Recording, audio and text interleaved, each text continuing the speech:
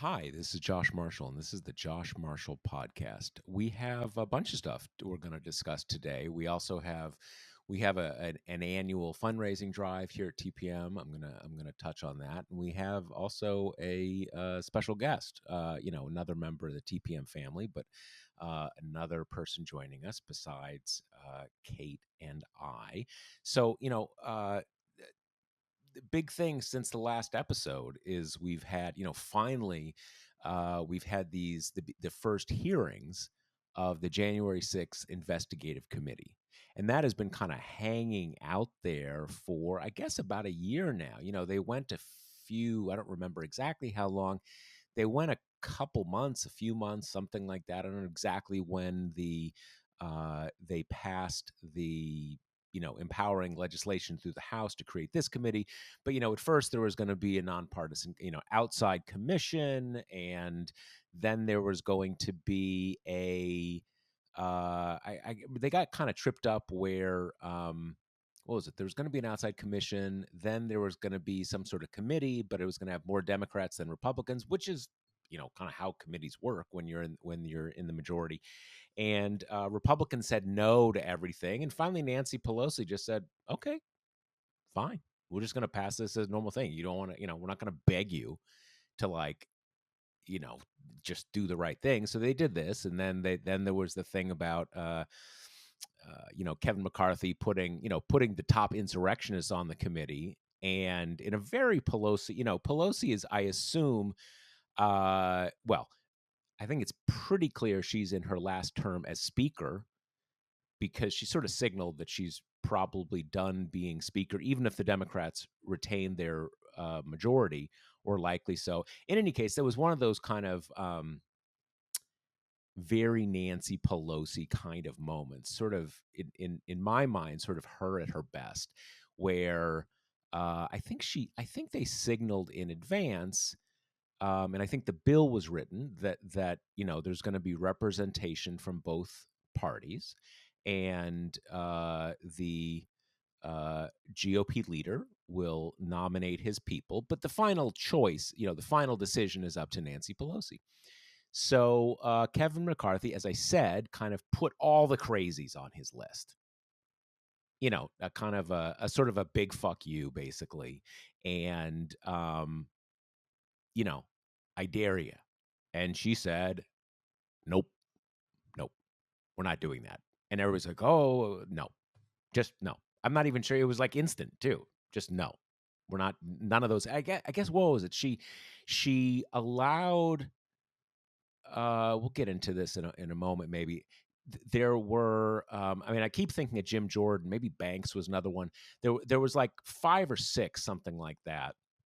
And 3 of them were, again, like the top insurrectionist types, and then a couple others were, you know sort of mainline, I mean, what counts as a mainline Republican these days, but not people who were kind of, full QAnon or whatever. And I believe that she allowed those, but kind of just said flat no to 2 or 3 or something like that. At which point, my recollection is, McCarthy basically said, "Then fine, we're not participating at all." And then she said, "You know what? I'm going to get my own Republicans." And that's when she grabbed Liz Cheney, and what was it, Kitzinger, the other guy. So the hearings are, finally happen, and we've had 2, and then kind of 2.5 or 2 and a quarter, where they had to like reschedule one, or whatever. And so we're going to talk about that. I mean, I don't know what you the listeners thought about it. I thought the certainly the first hearing was really pretty powerful. I don't think there's any other way to put it. And not just powerful, I mean, you can't tell the story without it being powerful and upsetting and infuriating, if you believe in the American Republic. But we seem to have differing views about that matter these days.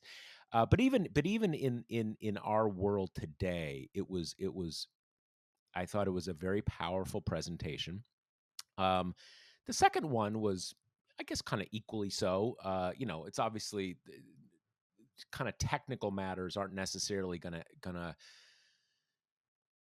to connect in the way those pictures of a kind of, basically like an armed assault on the Capitol. And it's funny, some of those, I don't know whether it was the fact that they were weaving together different views of what was happening during the break into the Capitol complex, or maybe it was just new video or whatever. But it hit me more than it normally does that this wasn't just like this wasn't just scuffles. Like, if you're one of the police, you're looking out at hundreds of not armed with firearms, but armed, angry people charging you, and gave me at least like a very palpable sense of, like, if you're one of the police officers there, dude, you are so outnumbered. I don't know exactly the number, but you've got, I don't know, maybe a couple, maybe a few dozen police officers on that kind of extended perimeter, and you've got hundreds and hundreds of insurrectionists. With the big thing with in policing is always, you want to totally outnumber either the bad guys or the protesters, just because you want to be in control of the situation. You don't want it to become a fight. If you outnumber them, it's not going to be a fight. You kind of say what goes. And they were completely outnumbered. Very terrifying situation. And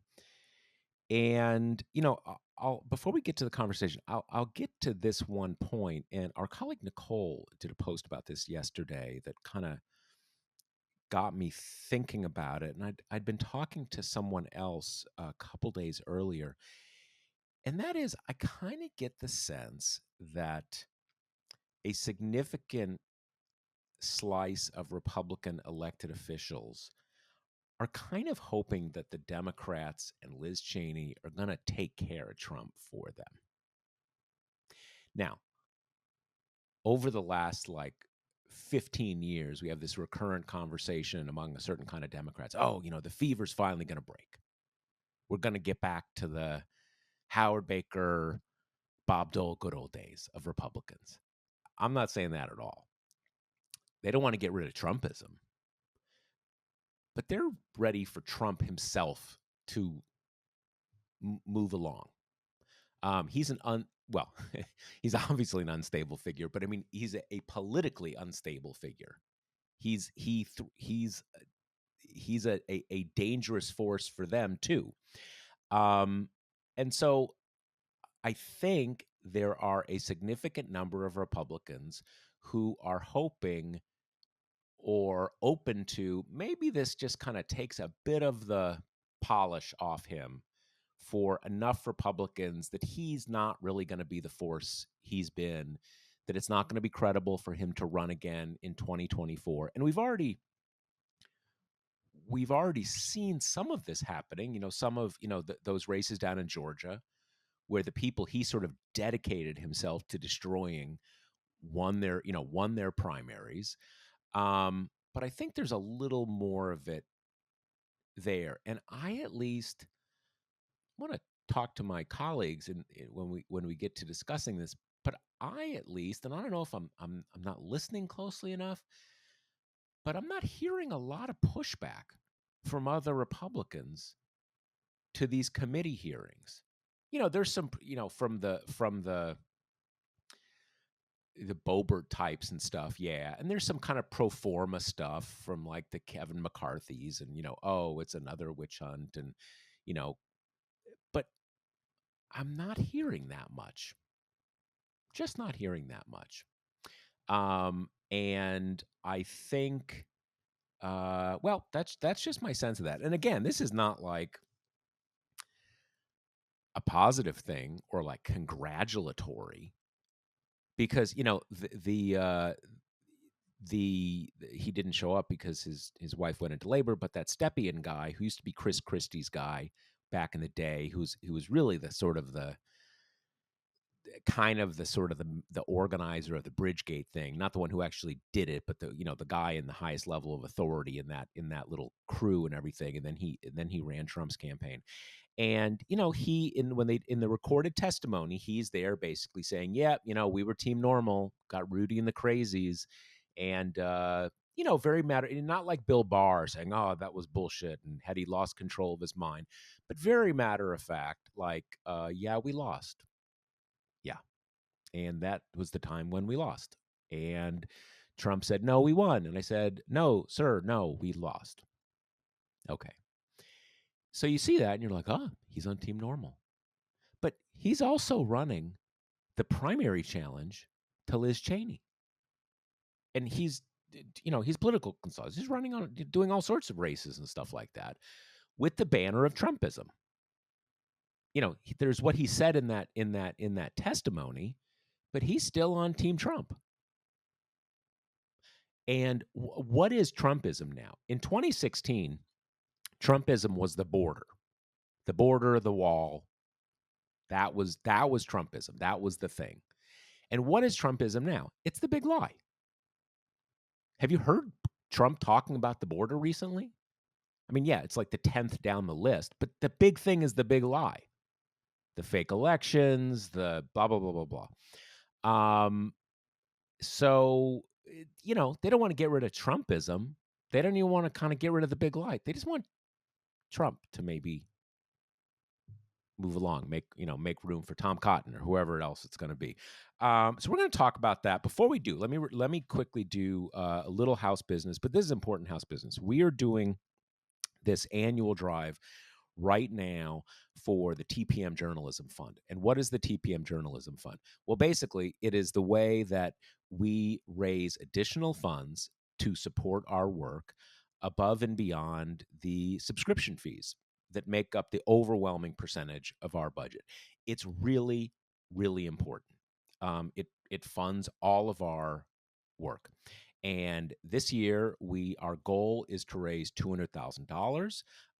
Really critical for our budget. These are challenging times in the political news publishing business for a lot of reasons. Some reasons that are new or have increased in the last year or so, just because of kind of what is in the news, and that's in addition to things that I've been, telling you about for 6 or 7 years about the evolution of the advertising industry and all these other things that have been ganging up on us being people who are involved in political news publishing. So this fundraiser, this drive is really, really important. If you are able, I invite you to contribute. You can go to our website, talkingpointsmemo.com. It'll be, splashed with all sorts of different links and stuff where you can contribute to our drive. And then the one other thing I want to mention about this is that in addition to, we raise some additional money that, helps cover salaries and rent and all the miscellaneous, web hosting and all the miscellaneous things that go into running a political news website. But the additional thing we do is for every $60 that is contributed, we create a community subscription, a community membership to TPM. And what is that? It's what allows us to both have a membership site that has a paywall, but also make sure that we are not excluding people who do not have the financial wherewithal to subscribe. So basically, every unit of $60 that gets contributed, we create one of these community memberships.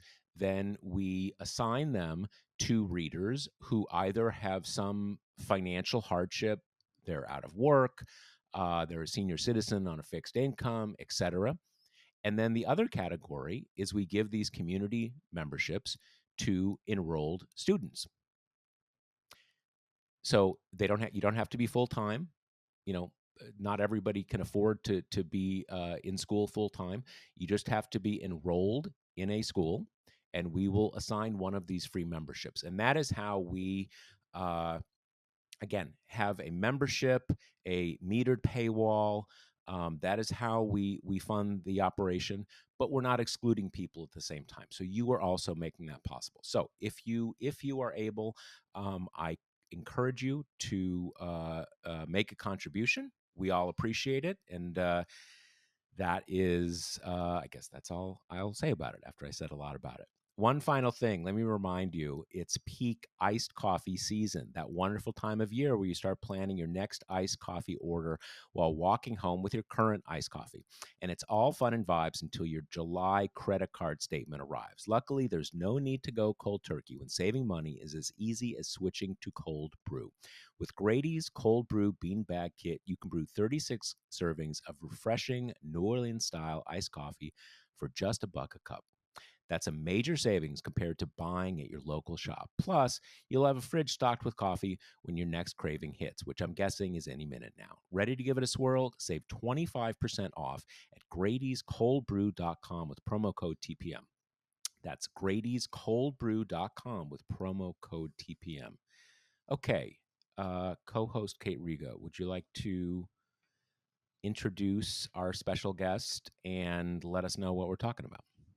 Yes, we are joined today by TPM reporter Matt Shuham, coming to us live from New York. Hello, Matt. Hi, thanks for having me. Thanks for joining. So, Matt, along with Josh Kavinsky, has been kind of anchoring our coverage of the January 6th hearing. So, we're really glad to have him on hand to parse the details of the first few days. And I think, one thing, Josh, in your monologue, you were talking about the kerfuffle about this time last year about how to stand up this commission or this committee. And it's interesting because I wrote a piece on this the other day, and it just reminded me that the independent commission that Democrats then were clamoring for, and that, Benny Thompson mentioned in his opening statement and everything, was would not have led to even the first few days of hearings that we've had now. It needed Republican sign off on the subpoenas. Each party got to assign the same number of seats. Um, they had a due date by the last day of 2021, which we've obviously blown right Oh, yeah, by. a joke? Yeah, yeah, yeah. Yeah. So it's funny now thinking back that Republicans killed that. Kevin McCarthy turned on John Katko, who he had reportedly asked to figure out the contours of what a commission would look like, and was like, never mind about that, vote against it. McConnell came out against it. And that is how we got this committee that we have today, which, has turned up some pretty interesting information, and also some pretty interesting, I think, just weaving together some stuff we already knew or mostly knew into a compelling narrative. Um, so I guess just to kind of start us out with some of the big questions that have emerged from the first few days, one thing that there seems to be a lot of focus on is showing that Trump knew that the that his attempts to overturn the election were kind of bogus, that it wasn't really stolen. There seems to be a lot of emphasis on, what did he know, and that he did know, instead of that he was just kind of this like detached balloon being drifted around by these winds of whimsy. So what do you guys think about that, and why do you think it's important to nail down that he knew that the election wasn't actually stolen and he was acting on it anyway? Yeah, I mean that definitely was that definitely was the focus of the first day. The second day, they had some high-profile witnesses both days from the White House, from Trump's campaign, and it is a big difference from the impeachment because that was sort of in the days after this happened. Hmm. And now we've had all of these months for the committee to issue subpoenas, to work with potential witnesses to get them into deposition rooms, basically. Um, it's an interesting question, the import of it, because obviously part of this committee is building a case for Merrick Garland and trying to create, um, going down the checklist of what criminal culpability is on Trump's part. But then, even aside from that, I think it's sort of a role, the role of sort of clarifying um, what Trump was doing this entire time. The committee laid out on the first day that part of the 7-point plan that they said Trump followed, the last part of it was once this attack got going, he didn't do anything about it for several hours. So from the very beginning of this, from when he was spreading doubt about mail-in ballots to the night of the election, where he immediately declared that it was rigged, all the way through the attack itself, they seem very focused on getting into his head a little bit. And I think even aside from the criminal law side of things, it's a matter of sort of establishing this narrative and giving him agency. I think it's sort of a meme on the right that Trump is sort of struggling with either the deep state or with Republicans who betray him. He's this person that things happen to. And in that way, he's a stand in for Republican voters who feel like they're being taken advantage of or ignored.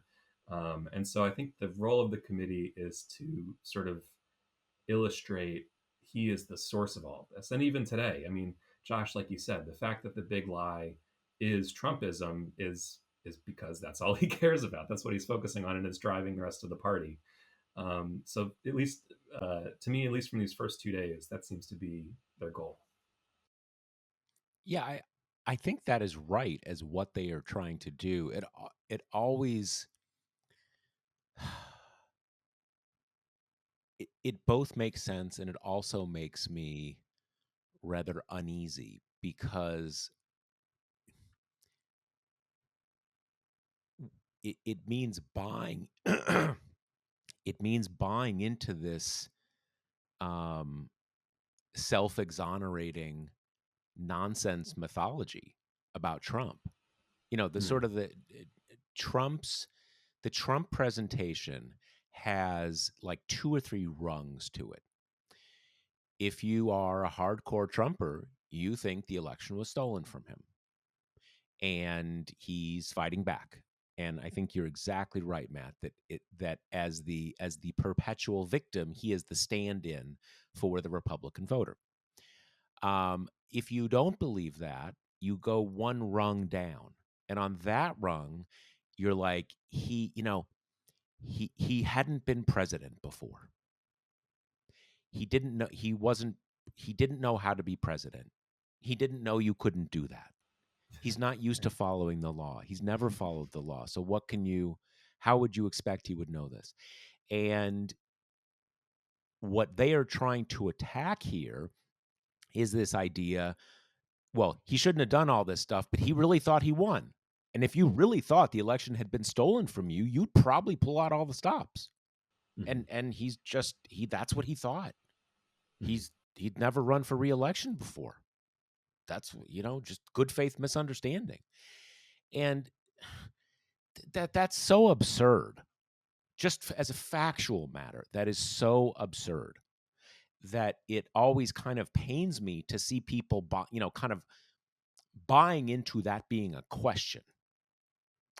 On the one hand, on the other hand, kind of like, this is not how we do law in this country. Right. If you go and cut someone's head off, who just you saw walking down the street, and you say, I just had a feeling he was going to kill me.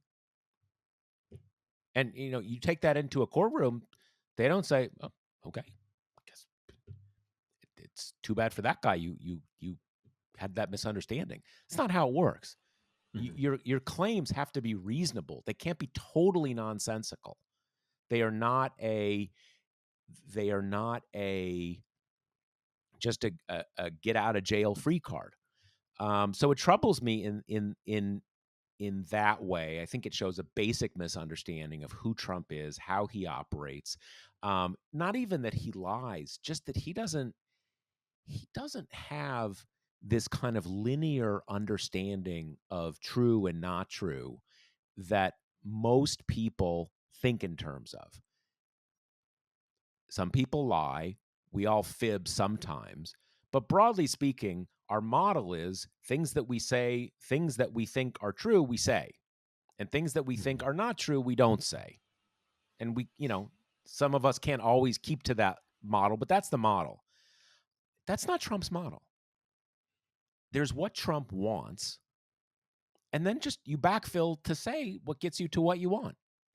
And so I don't even think in his mind even lying is kind of is I suspect kind of an alien concept to him, because what's lying?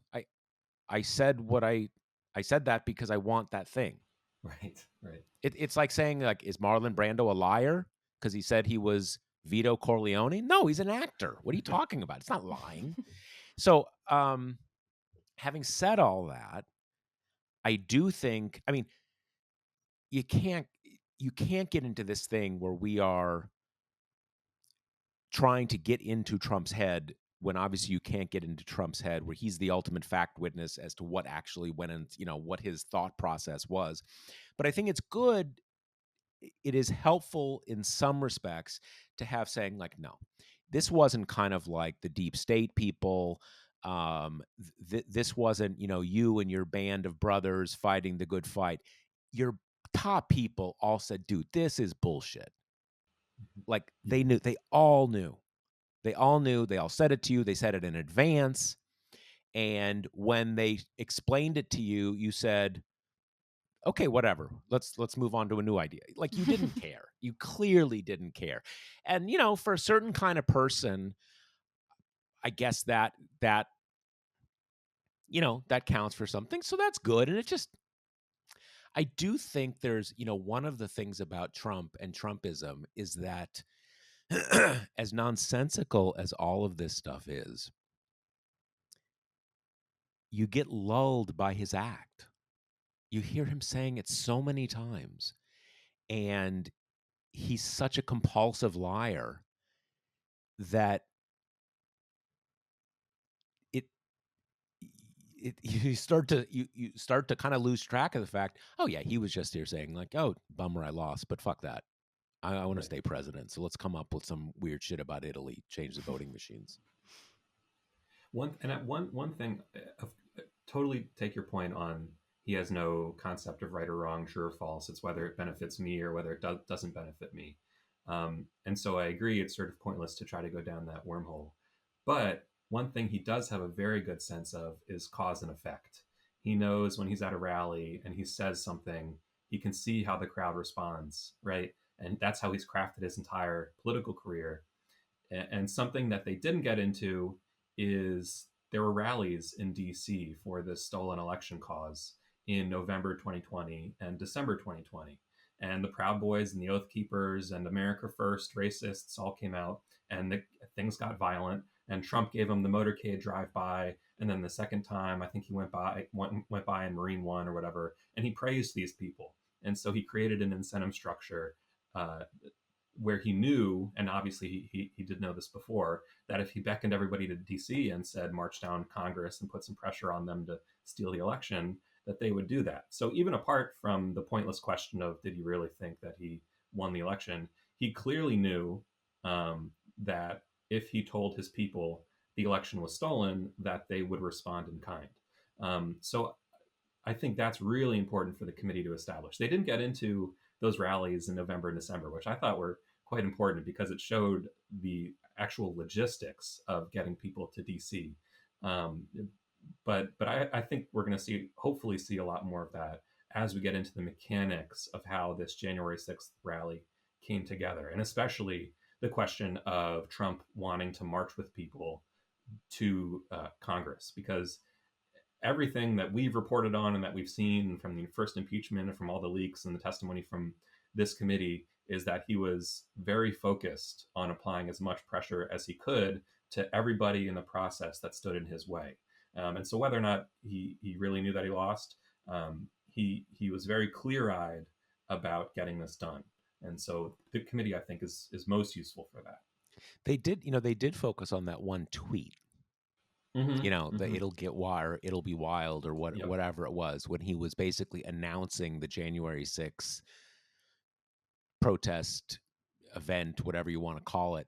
And I remember, because there was, as you allude to, there was that rising sort of gyre of election DC centered violence over those weeks. There was that thing where the Proud Boys, what is it, tore down a Black Lives Matter installation at a church or something like that, an African American church. And so that crew had already shown up a few times, and each time it got a bit more violent. And I remember when I saw that tweet, I think I immediately wrote something kind of like, he's inviting people, he's saying, come and get violent. Mhm. And as much as I'd been watching this guy for 5 years, I was really blown away by it, because that, like, it'll be wild. Like, what does that mean? Well, we know what that means, Mhm. So yeah, but you're right that there's all that context and backstory they haven't even really gotten into yet. Mhm. Do you guys think that's the reason for the kind of notable focus on militia's role in this whole thing? Is a way of showing Trump's like call to action culpability? Yeah, I wrote about this after I think it was the first hearing. Um, if we remember back to the days before January 6th, this was um, uh, his options were basically running out, right? And so the fear was that he had beckoned people to DC, and there was going to be some sort of violent incident that would enable him to basically bring the military, get them involved, and get really crazy and basically hunker down in the White House. Um, that didn't happen. Um, but what did happen is he had sort of a paramilitary. He had the Oath Keepers, the Proud Boys, who, as we've seen with these federal criminal investigations, were quite organized. They had distinct um, structures within them. They had conference calls going on in the weeks ahead of this. They had stashes of weapons a drive away. Um, they used military formations. They mapped out ahead of time. We learned this past hearing because a documentary filmmaker had embedded with the Proud Boys that they had sort of circled the Capitol ahead of time and chose the weakest point to enter, which was also the point that was basically uh, on the line between the White House and Congress. So it was the first place that all of Trump's people would hit. Was also the place that they pierced first. Um, and at the end of establishing that, I think it was at the end of the first hearing, the committee chair, Benny Thompson, said, this is what basically an organized, coordinated attack looks like. Um, so, yeah, it's hard to say where they're going to go with this because as much as the committee presented is as much as I know about it. In other words, they haven't demonstrated that they have anything about the Proud Boys or the Oath Keepers or other armed groups and we know now that there were guns in the crowd, but they haven't shown that they have any knowledge that prosecutors already haven't aired publicly. Um, so it's an open question whether they have anything to that effect. But Do you mean known publicly about like who was directing them, like whether there was like a yeah, White House to Proud Boys nexus, basically? right. There was one plea deal from an Oath Keeper that described in the final hours of the attack, basically the Capitol Police were clearing everything out and reestablishing a perimeter. And Stuart Rhodes, this plea deal from another Oath Keeper described Stuart Rhodes getting on the phone with somebody who the plea deal described as some sort of intermediary and saying, put me through to the president, basically. This is a person that he thought and apparently had some reason to think could put him in touch with President Trump. And so we knew that from the criminal case. Apparently, that person rejected Stuart Rhodes. But it would be great if the committee had more information about what that meant. I mean, it was sort of this tantalizing thing in a plea deal that the Oath Keepers had some intermediary to the White House. But yeah, the only other, so that sort of information has come out of the criminal trials. The Oath Keepers were guarding Roger Stone the night beforehand. And then they used the same golf cart, I think, to storm the Capitol as they were using to chauffeur him around. So yes, any more information on that front would be news for sure. But so far, it seems like they've sort of described these groups as, like I said, a paramilitary, basically as Trump's kind of henchmen. The one thing there that really, I mean, the point you just made, they were there acting as bodyguards in the Right. sort of the 48 hours previous, the Oath Keepers, for Roger Stone, who's a longtime associate and friend of the president's. I mean, that almost Mm-hmm. There's at least one of your intermediaries right there. Right. Now we don't know if he was actually sending messages back and forth, but I mean, I feel like we kind of know. And that was the part of the whole presentation that got my attention, the whole first hearing that got my attention most, which is there's always been, the kind of the no big deal argument from from the right, and some of the center is kind of like, yeah, he got a bunch of crazies down there. It got out of hand. And okay, that's not an insurrection. It's not a coup. That's just sort of like a bunch of yahoos went off. And, these guys didn't know that was going to happen. And what they at least said, and I think argued fairly convincingly, that yes, probably most of the people there were just there. We're going to get rowdy. We're gonna save the president, but they didn't have like a specific plan, maybe. But those guys had a specific plan. And when you're in that kind of crowd situation, you need an organized group to lead the way. Mm-hmm. And so you've got everybody there. Everybody's angry. They've got their flagpoles and truncheons and everything. And those guys say, all right, take that entrance, go through. And obviously, once they went through, all the other people, kind of came behind. And it's not a matter of exonerating those people, but you need someone to light the match, someone Right. who has a specific plan. And those guys had the specific plan. Right. They had the bullhorns. They had the entrance points.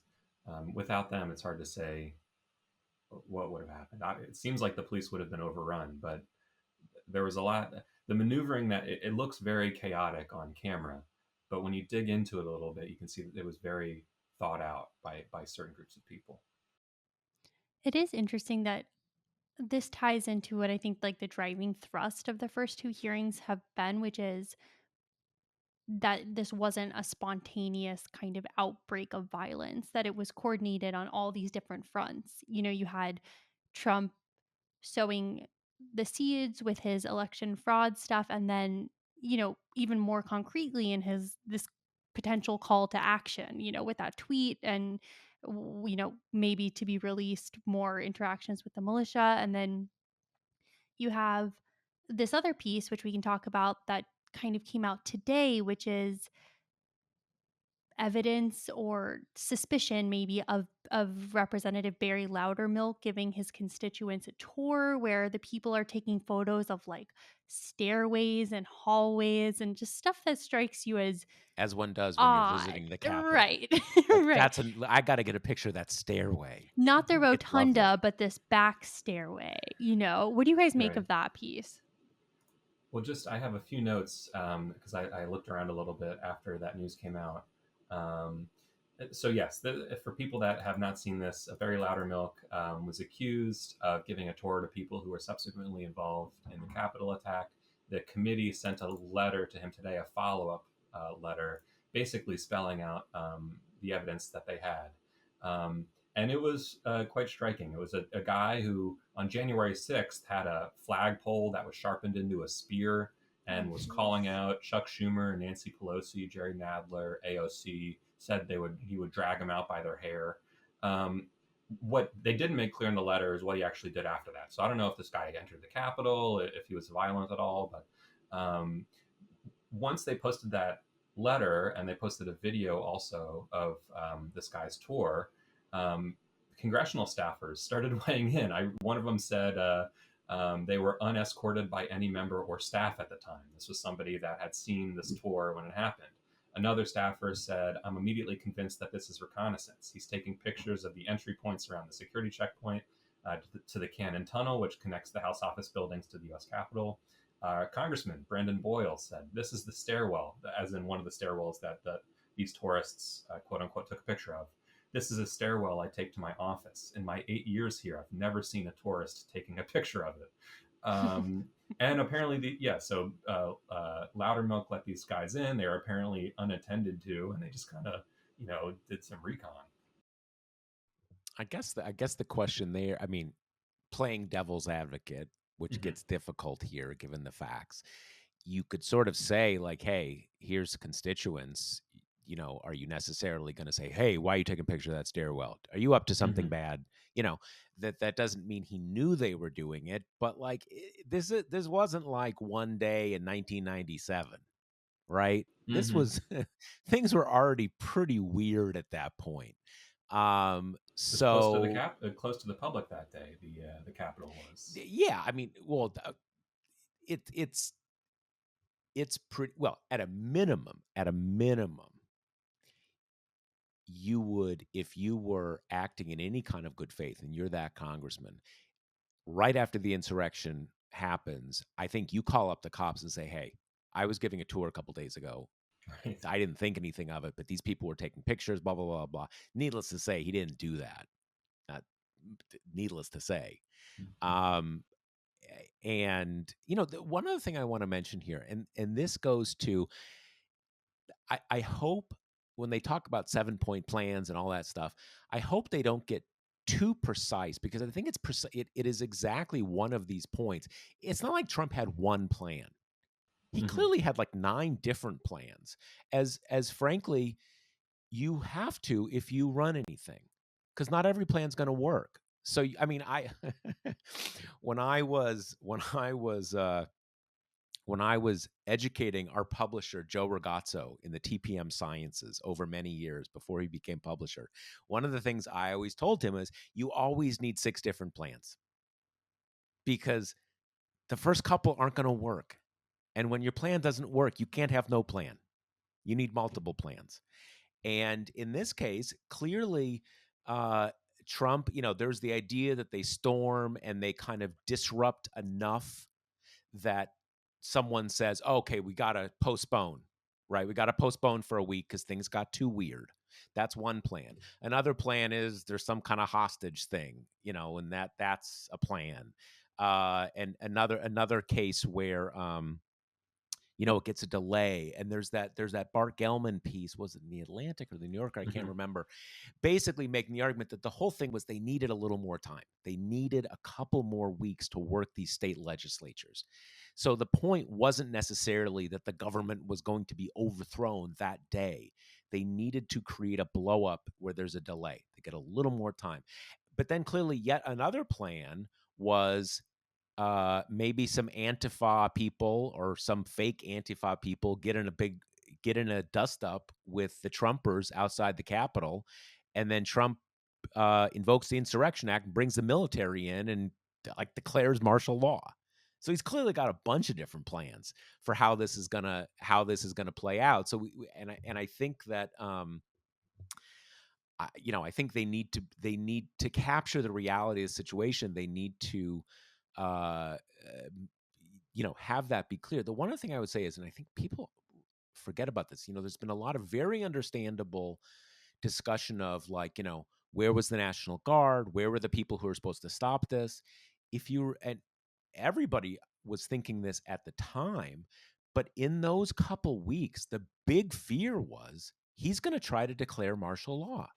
Mhm. And that was, I believe it was the mayor of DC had this thing kind of like, do not bring troops into this Right. city. Right. Yeah. So there was a lot of concern, either, people wanted all the troops to stay where they were, because the real fear was that he was going to declare martial law. Not that you need, members of the National Guard or the military to like defend the Capitol from his freak show friends who were trying to like, hang Nancy Pelosi and Mike Pence.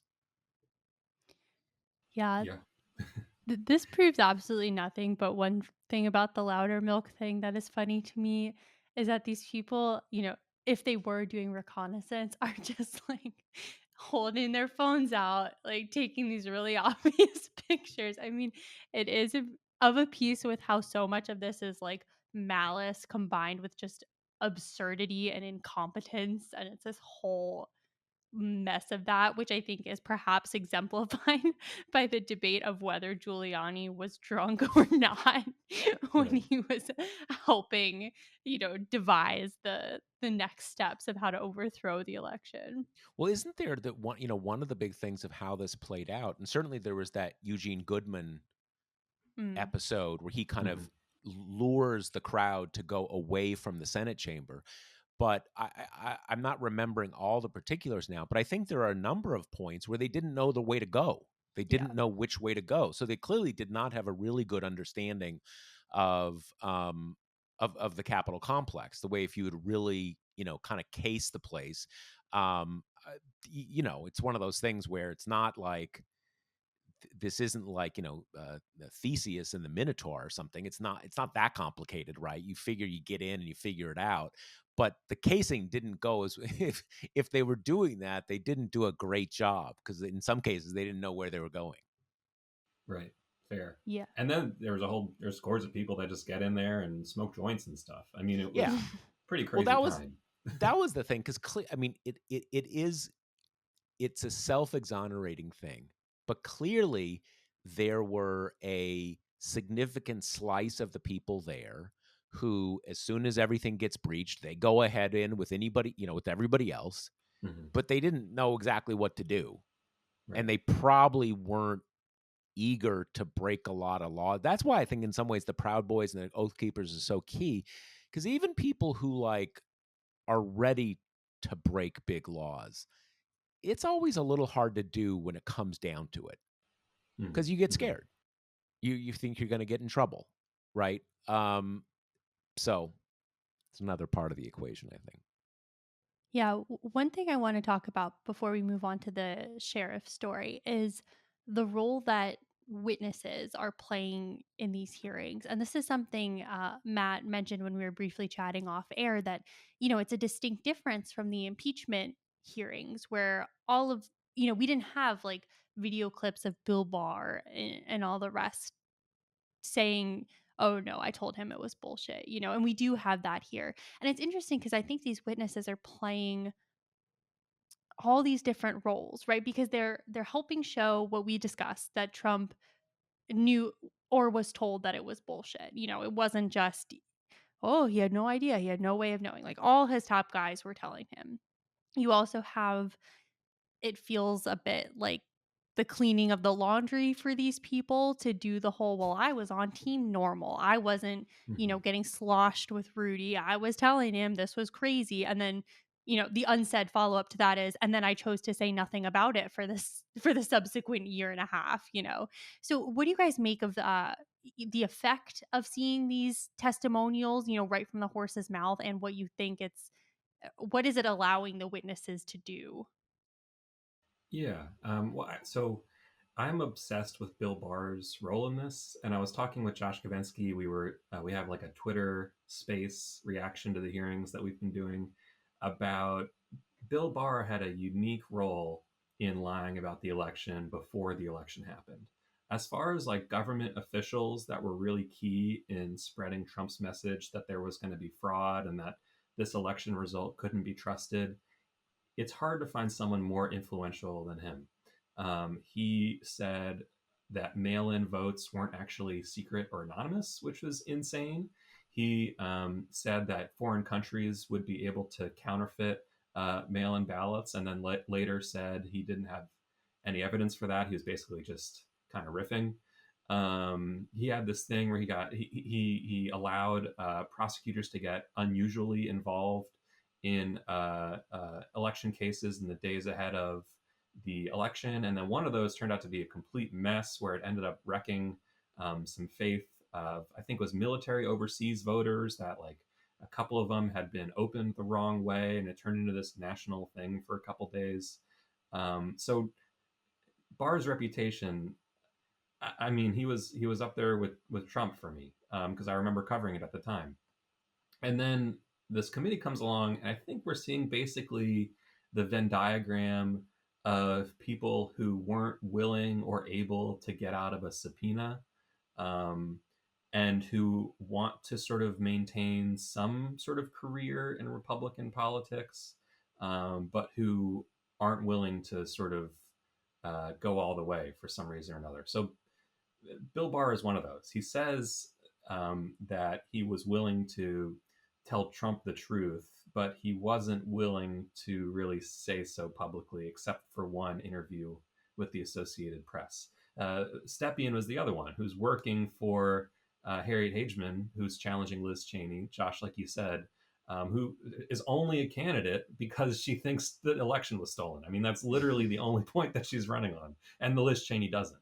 So it's a very confusing thing. Like on the one hand, it adds some credibility that these were people at the highest levels of government in the campaign who are telling us that they told Trump to his face that all of this stuff was nonsense. But then it's so jarring that these are the same folks who either before or now are still working in the same space and playing by these same rules that Trump has set. Yeah, it is. It's a funny thing. Clearly, as you say, they're laundering their own reputations. They're trying to distance themselves. Now they've gotten now that they have gotten what they wanted out of it, they're trying to kind of push that away a little, right? That's one thing. And as I said, I think there's also this aspect of let's kind of nudge Trump off the stage here. Let's kind of, without saying anything negative about him exactly, not something that he's really going to grab onto, just kind of factually answer the questions and kind of let this take care of Trump and ease him off the stage. But in addition to that, there's a jarringness. I mean, now that we know he's not one of them, it would be as though tomorrow or at the next hearing, you saw Meadows get up and Meadows testifies and said, "Oh man, that was such bullshit. We totally lost. We knew we lost." He'd be like, "Wait, what? Like, dude, what? Like, what? You totally lost? There was no fake. There was no nothing." He's like, "Yep, we lost. I told Trump we totally lost." That for a lot of us, is Stepien that much different from Mark Meadows? Is he that much different from Bill Barr? Certainly didn't seem that way. I mean, yeah, Bill Barr said kind of like, "Oh, I've not yet seen any evidence to rise to the level of blah." Even that, it wasn't kind of like, "Dude, this is crap. Enough." Right. He lost. It's these things like, "We have not yet seen evidence of fraud significant enough to change the course." So there is that kind of jarring thing where kind of it lowers a kind of a curtain or pulls away a curtain where and this is what I mean, we all get sort of beguiled by Trump's nonsense, that you have this sense, even though it didn't happen, they're all saying it constantly. So you're like, I guess they kind of believe it. They're all under a spell. And then when you hear someone say like, "Yeah, we lost. I knew that the night of the election. It's very unfortunate, but we lost." And I told Trump. It's jarring. It's jarring. And it's still jarring. It still makes some kind of difference. It's crazy making.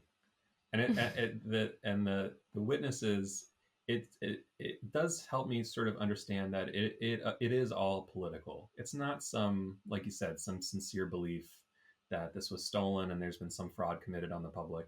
It was, this is what the candidate wants. We don't believe it. We'll tell it to him to his face, but we're still working for him and we're not willing to leave. So we'll get on calls with reporters and tell them what the president told us. And maybe eventually, if we're subpoenaed, maybe we'll get into it. But in the moment, they were as bad as Trump. There was that very revealing comment from Stepien where at the point at which he knew it was now Rudy calling the shots, he said something like, "I, receded into the background." Right. It was something like that. Because I don't think he ever quit. Right. Yeah. It wasn't like he quit or was fired, but but that was very revealing because he didn't, if someone is trying to steal, I mean, talk about crazy making. This is the thing. Trump's trying to steal the election. He lost. There's, you get sort of so wound up. He didn't quit and call a press conference and say, "Look, this is not true. We got to stop this. The president knows he lost. This has to come to an end. I'm sorry we lost, but we lost." He didn't do that. He basically, a self-protective thing. I can't touch this anymore. I can't go there. Rudy, you go there. He's like Mikey. He'll eat anything, or what is it? He won't eat anything before you guys' time. Okay, so let's in our last few minutes, let's kind of switch topics a little bit. And Matt, why don't you give us a little bit of background about what the constitutional sheriff's movement is and how it's working to mess with voting machines? Yeah, this was a story we published this morning about the constitutional sheriffs, quote unquote, movement and how they plan to get involved in, again, quote unquote, election integrity investigations.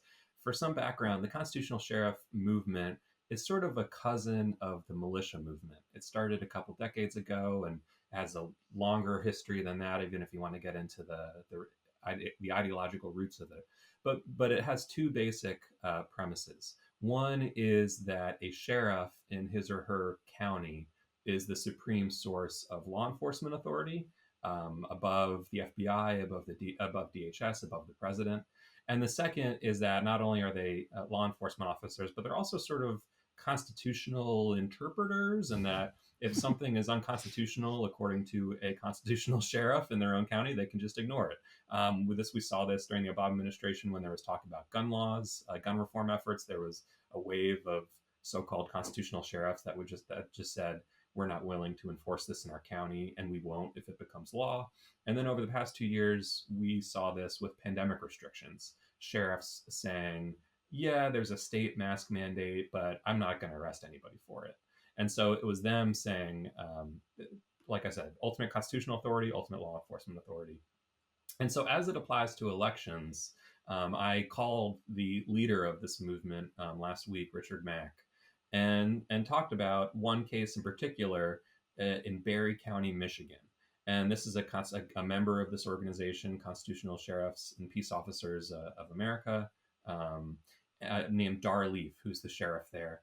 And basically, for the past 2 years, he's tried through lawsuits and through an investigation through his own sheriff's office to get a hold of voting machines and to take them apart and to provide evidence for this lie that the election was stolen.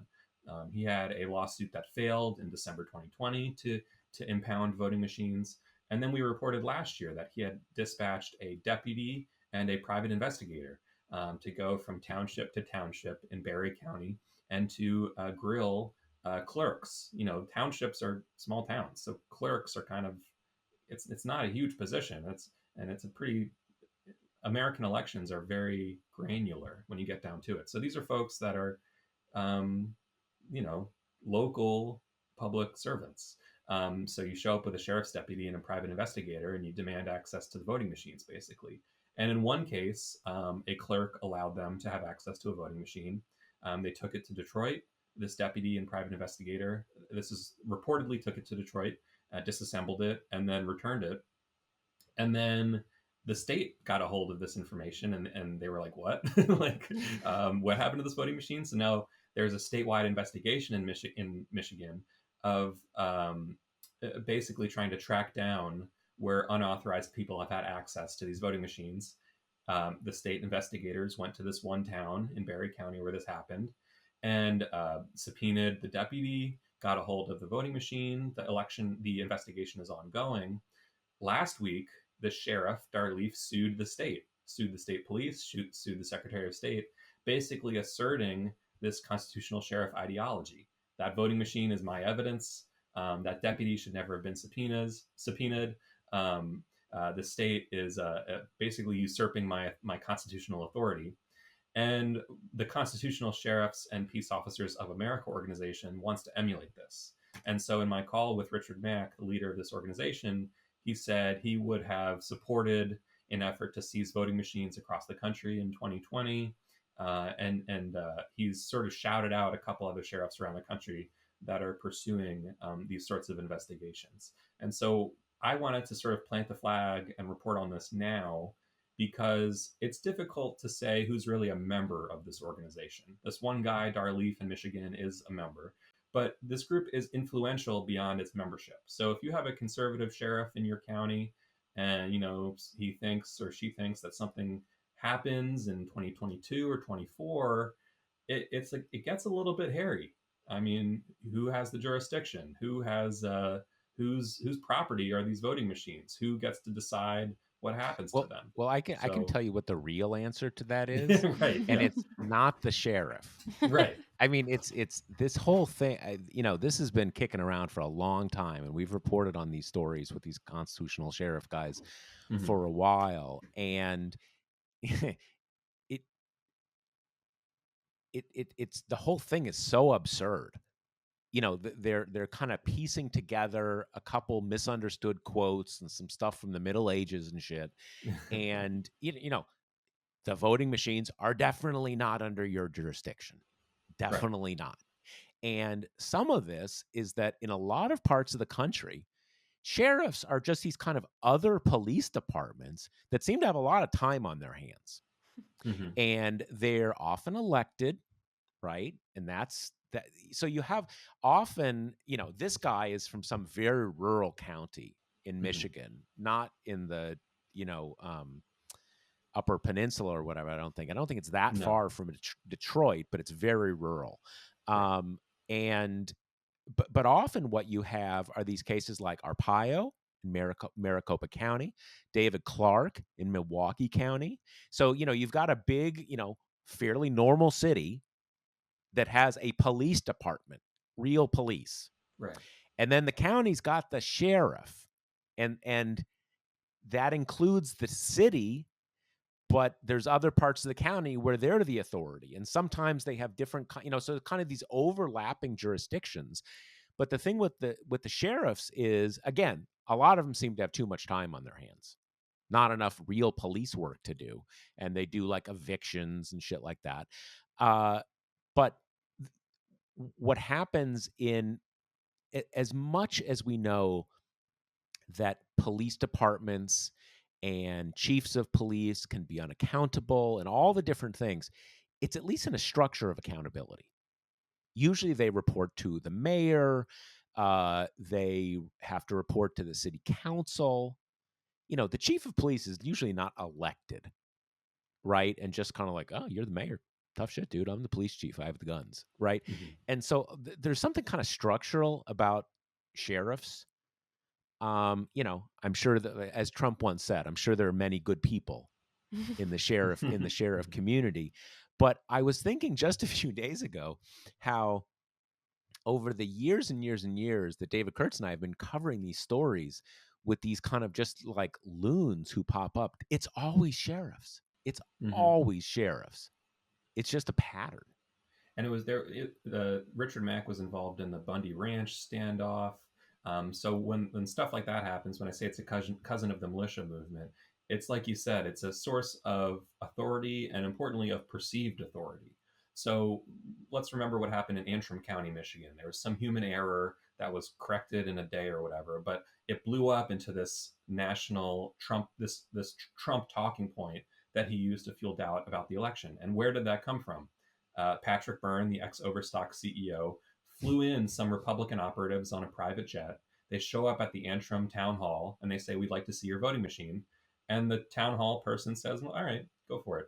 And just because they had the authority of Republican operatives and they were allowed in. Now imagine that at the level of a sheriff, right? So they have this perceived authority and of course these election machines don't belong to them. But imagine this in 22 or 24, if you have these folks poking around everywhere, it ends up with a lot of potential to explode into an issue. Yeah. Yeah. That's that. And then that's you're what got me a asking an little bit awful lot concerned. of these like poor town clerks, being like, Yeah. you single-handedly have to put your body between these nutso sheriffs and the voting machines, And not just the fact that they have guns and handcuffs, that when a member of law enforcement, not the militia, but someone who, this is the kind of the double dipping with these guys. Like, do you want to be in the militia or do you want to be in law enforcement? Like, pick a side, dude. Like, what, you're trying to get in on both. For the vast majority of us, whatever our ideological position on things, if someone comes in with a uniform and a gun and a badge and they say, you need to do this, you're probably going to do that, right? Just because that is the reflex response. I mean, when you're driving down and a police officer puts on his lights, do you stop? Of course you stop. Yeah. That's just what we're acculturated to do. Doesn't mean, I'm not saying we should have reflexive obedience to anybody with a badge, but that is our reflex. So yeah, it is asking a lot for like some election clerk to say, you know what, you got a gun, but I'm not sure you're authorized. So yeah, let's do it. Let's take it the outside. interesting thing in Barry County, Darleaf does have sort of a reputation. I mean, the county attorney is at odds with him often, right? And so I talked to the township clerks that were visited by him and his deputy and his investigator. This happened last year, and they had the wherewithal to know, okay, where's your subpoena? Have you told the county clerk about this? And they hadn't. They said they were using the element of surprise. I talked to, and so interviewing these people, they were definitely rattled, right? I mean, like you said, someone shows up with a gun and a badge, and there's another guy in a nice suit who came from Detroit upon the recommendation of one of these lawyers who's been sanctioned for lying about the election, by the way. There's a lawyer that's involved in all of this, and they're tied to Sidney Powell and all the rest of it. But in this county where Darleaf has a reputation for this sort of thing, these clerks had a hunch that something was up, and also they were a bit upset that these folks were implying there was something wrong with their elections. But my concern is, there are a lot of folks that don't have the reputation that Darleaf has, and so if you're a clerk somewhere in Arizona, Nevada, in Michigan, maybe another county, who knows what could happen. So I wanted to just flag for any clerks that might be in our readership, keep an eye out for this. Right. All right. Okie doke. Well, remember, the Josh Marshall podcast is brought to you by Grady's Cold Brew Iced Coffee. You can get 25% off at Grady'sColdBrew.com with promo code TPM. That's Grady'sColdBrew.com with promo code TPM. And remember, we're having our TPM Journalism Fund drive ongoing right now. So if you're able, if you want to head over to the site and make a contribution, we'd all greatly appreciate it. All right. Thank you. Right. Thanks, Matt, for coming on. Sure. Thanks for having Absolutely. me. Thanks, Matt. All right. Yep. Later. All right, see you next week. Right. The Josh Marshall podcast is hosted by me, TPM reporter Kate Riga, and TPM founder, editor-in-chief Josh Marshall. The show is produced by Jackie Wilhelm. Thanks to Why Not Jansfeld for our podcast theme song, and thanks to all our TPM members who make this possible. Rate and review us on Apple Podcasts, and subscribe wherever you listen.